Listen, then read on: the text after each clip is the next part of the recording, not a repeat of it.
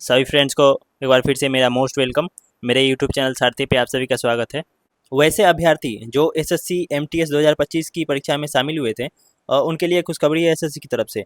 SSC ने CBT mode का result जारी कर दिया है। एग्जाम रिजल्ट का पीडीएफ और उसका जो कट ऑफ है उसका लिंक मैं डिस्क्रिप्शन में ऐड कर दूंगा। आप वहाँ से डायरेक्ट डाउनलोड करके पीडीएफ में अपना नाम देख सकते हैं। मैं एग्जाम रिजल्ट का जो नोटिस दिया गया है जिसमें एक कट ऑफ भी शामिल है उसके बारे में थोड़ा सा बता देता हूँ। जल्दी जल्दी में आपको जो बहुत ही इंपॉर्टेंट चीज़ है वो बता देता हूँ और इसका मार्क्स कब आएगा वो भी बता दूंगा। आप वीडियो में बने रहे, पूरा वीडियो देखें और वीडियो अच्छा लगे तो लाइक ज़रूर कर दें और चैनल पे नए हो तो सब्सक्राइब जरूर कर दें। आपके स्क्रीन पे जो पीडीएफ दिखाई दे रहा है ये एमटीएस एग्जाम नॉन टेक्निकल है। इसका एग्जाम नोटिस 26/6 को इशू हुआ था, 26/6/2025 को, और 36 लाख फॉर्म गिरे थे, 36 लाख से ज़्यादा ही। एग्जाम में अपियर हुए करीब करीब 8 लाख 46 हज़ार कुछ, और ये चला था मल्टीपल शिफ्ट्स में 4 फरवरी से लेकर 20 फरवरी तक वेरियस सेंटर पे चला था। एग्ज़ाम जो है मल्टीपल शिफ्ट में हुआ था जिसके कारण स्कोर नॉर्मलाइज किया गया था और उसी नॉर्मलाइज मार्क्स के आधार पे ये रिजल्ट अनाउंस किया गया है। इसमें एक सीट पे 7 कैंडिडेट का रिजल्ट आया, यानी कि एमटीएस, और इसमें 2 पोस्ट है, 2 टाइप के, एक एमटीएस है और दूसरा हवलदार का पोस्ट है। तो ये पोस्ट है, इसमें फिजिकल की कोई ज़रूरत नहीं है, बट ये जो हवलदार की पोस्ट है इसमें फिजिकल टेस्ट लिया जाता है और इसी चलते एक सीट पे 7 रिजल्ट अनाउंस किया गया है, यानी कि 1:7 के रेशियो में रिजल्ट दिया गया है। और ये स्पेशली फिजिकल पीटी एग्ज़ाम और पीएसटी एग्ज़ाम जो होता है उसके लिए ये रिजल्ट दिया गया है। उसके बाद में एमटीएस और हवलदार दोनों का कंबाइन फाइनल रिजल्ट अनाउंस किया जाएगा। फ्रेंड्स, एग्जाम की सबसे इंपॉर्टेंट बात क्या है ये देख लीजिए यहाँ पे। सेशन 1 जो है सीबीटी मोड का, इस परीक्षा की जो सबसे महत्वपूर्ण बात है वो आपको बता देता हूँ कि सीबीटी मोड में जब एग्जाम हुआ था तो इसमें 2 सेशन था, सेशन 1 एंड सेशन 2। और फर्स्ट सेशन में क्या था, मैथ और रीजनिंग था, और जो सेकेंड सेशन था उसमें जीए प्लस इंग्लिश कॉम्प्रीहेंशन। और ये चीज़ क्लियर दिया हुआ है कि जो सेशन 1 क्वालिफाई नहीं किए उनको एलिजिबल नहीं माना जाएगा किस चीज़ के लिए, तो सेशन 2 के लिए। ये सेशन 1 का मिनिमम क्वालिफाइंग मार्क्स दिया हुआ है। यूआर के लिए 30%, ओबीसी और ईडब्ल्यूएस के लिए 25% और बाकी जो भी कैटेगरी हैं उसके लिए 20%। ये दोनों 60 नंबर का था। इसमें जो दोनों पेपर थे वो 60-60 मार्क्स के अलग अलग थे एक ही सेशन में। बट ये जो है ये वाला पेपर ये 75-75 मार्क्स का था, 75-75 मार्क्स का ये दोनों।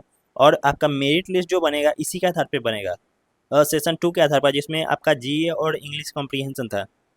हर कैटेगरी का अलग अलग कटअप दिया गया है। ये कैटेगरी है, हर category EWS, SC, ST, OBC, UR और बाकी ये अदर है। वैकेंसी दिया गया है और ये शॉर्ट लिस्ट कैंडिडेट है, यानी कि ईडब्ल्यूएस की 120 अगर सीट है तो उस पर 840 कैंडिडेट्स का रिजल्ट दिया गया है।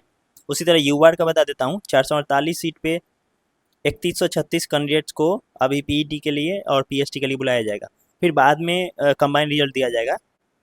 Staff selection commission suspicious activity को लेकर पूरे एक्टिव मोड में रहती है।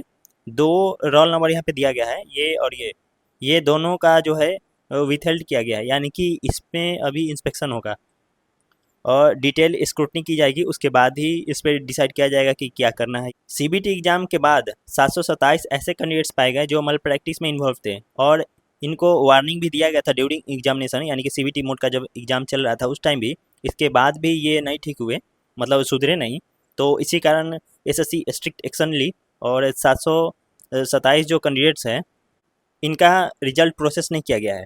और इनको अगर ग्रीवांस है एसएससी से कि मेरा क्यों विथहेल्ड किया गया है, मतलब प्रोसेस नहीं किया गया है क्यों, तो वो अपना रिप्रेजेंटेशन दे सकते हैं रीजनल ऑफिस में। यानी कि आप अगर इलाहाबाद से हैं तो आप इलाहाबाद रीजनल ऑफिस में दे सकते हैं। अगर आप किसी दूसरे रीजनल ऑफिस से हैं तो आप अपना रिप्रेजेंटेशन वहाँ दे सकते हैं कि मैं जो हूँ बिल्कुल फेयर कैंडिडेट हूँ, मैंने कोई चीटिंग नहीं की है, मैंने कोई मल प्रैक्टिस नहीं किया है। अगर आपको ऐसा लगता है तो आप जाके वहाँ पे प्रॉपर ढंग से अपना रिप्रेजेंटेशन दें और उस पर एसएससी विचार भी करती है। 169 कैंडिडेट्स को डिवाइड कर दिया गया है एसएससी के द्वारा और इसका लिस्ट भी मैं डिस्क्रिप्शन में ऐड कर दूंगा, इसका लिंक। जिस भी कैंडिडेट्स का रिजल्ट प्रोसेस नहीं किया गया है उसका पीडीएफ का लिंक भी मैं डिस्क्रिप्शन में ऐड कर दूंगा, और यानी कि आपके पास जो भी इंपॉर्टेंट नोटिस है सभी का आपको डिस्क्रिप्शन में लिंक मिल जाएगा, वहाँ से आप डायरेक्ट डाउनलोड करके सर्च कर सकते हैं। ये है टाई केस का मैटर।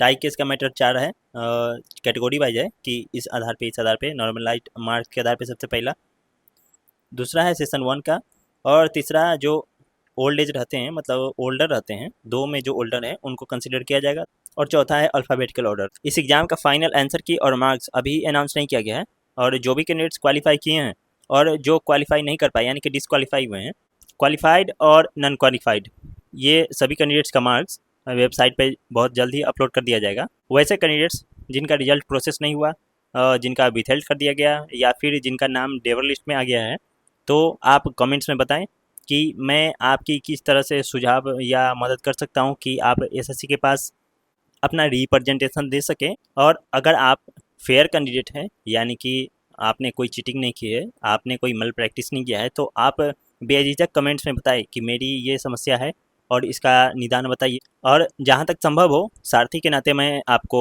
हर संभव प्रयास करूँगा कि आपका जो रिप्रेजेंटेशन है यानी कि आपका जो राइट है, जो सही अधिकार है, वो आपको मिले और एसएससी के पास आपकी बात पहुँचे रिप्रेजेंटेशन के माध्यम से और आपके समस्या का हल निकले। इसलिए जो भी फ्रेंड्स का रिजल्ट आ गया है वो पीटी या पीएसटी पे ध्यान दें।